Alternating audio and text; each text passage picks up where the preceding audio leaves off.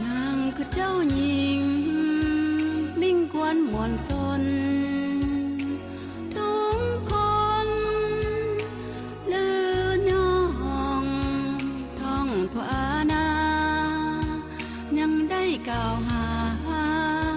เคยเสียสละป้องกัน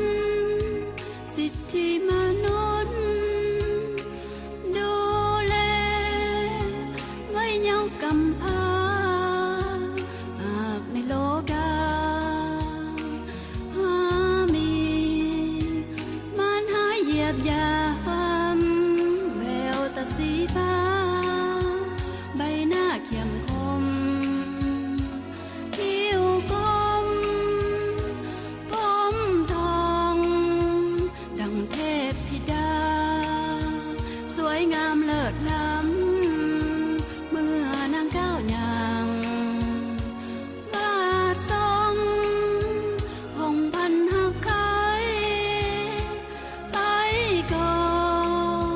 น้ำเมื่อเพ้อพำสุดเสน่หา